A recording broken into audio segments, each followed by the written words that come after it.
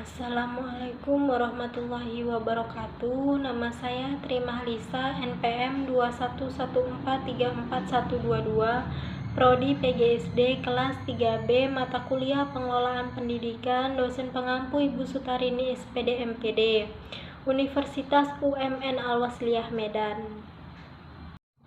Baiklah, di sini saya akan menjelaskan sedikit tentang pengelolaan kelas. Selamat menyaksikan. Pengertian pengelolaan kelas. Pengelolaan kelas terdiri dari dua kata, yaitu pengelolaan dan kelas.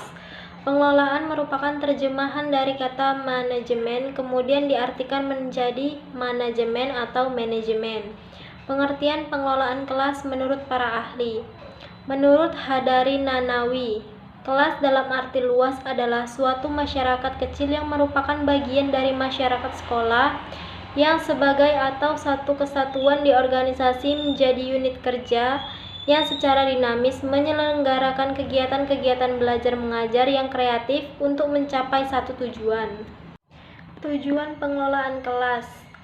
Tujuan pengelolaan kelas adalah penyediaan fasilitas bagi bermacam-macam kegiatan belajar siswa dalam lingkungan sosial, emosional, dan intelektual dalam kelas. Fasilitas yang memungkinkan siswa belajar dan bekerja. Terciptanya suasana sosial yang memberikan kepuasan, suasana disiplin, pengembangan intelektual, emosional, dan sikap apresiasi para siswa. Ruang lingkup pengelolaan kelas. 1. Pengelolaan kelas yang memfokuskan pada hal-hal bersifat fisik, yaitu berkaitan dengan ketatalaksanaan atau pengaturan kelas yang merupakan ruangan yang dibatasi dinding tempat siswa berkumpul bersama dan mempelajari segala yang diberikan oleh pengajar, dengan harapan proses belajar mengajar biar berlangsung secara efektif dan efisien. Kedua, yaitu pengelolaan kelas yang memfokuskan pada hal-hal yang bersifat non-fisik, yaitu berkaitan dengan pemberian stimulus dalam rangka membangkitkan dan mempertahankan kondisi motivasi siswa untuk secara sadar berperan aktif dan terlihat dalam proses pendidikan dan pembelajaran di sekolah.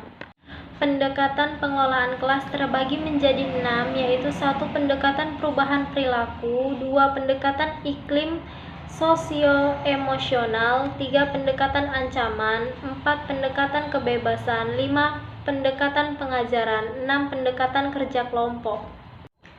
Mengidentifikasi masalah di kelas. Masalah individu ini didasarkan atas anggapan dasar bahwa tingkah laku manusia itu mengarah pada pencapaian suatu tujuan. Setiap individu memiliki kebutuhan dasar untuk memiliki dan untuk merasa dirinya berguna.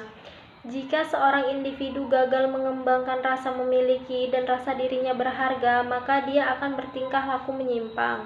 Ada 4 jenis penyimpangan tingkah laku. 1. Pola perilaku mencari perhatian. 2. Pola perilaku menunjukkan kekuatan. 3. Pola perilaku menunjukkan balas dendam.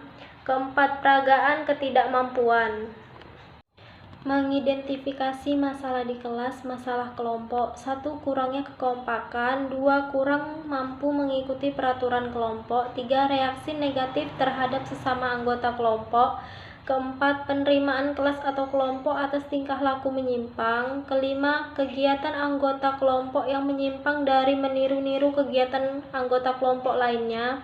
6. Tidak semangat, tidak mau kerja, dan tingkah laku agresif atau protes. 7. Yaitu ketidakmampuan menjelaskan diri terhadap perubahan lingkungan. Peran guru dalam strategi pengelolaan kelas. Pada dasarnya, proses belajar mengajar merupakan inti dari proses pendidikan secara keseluruhan. Di antaranya, guru merupakan salah satu faktor yang penting dalam menentukan keberhasilan proses belajar mengajar di dalam kelas. Oleh karena itu, guru dituntut untuk meningkatkan peran dan kompetensinya. Guru yang komponen adalah lebih mampu menciptakan lingkungan belajar yang efektif dan akan lebih mampu mengelola kelasnya sehingga hasil belajar siswa berada pada tingkat yang optimal.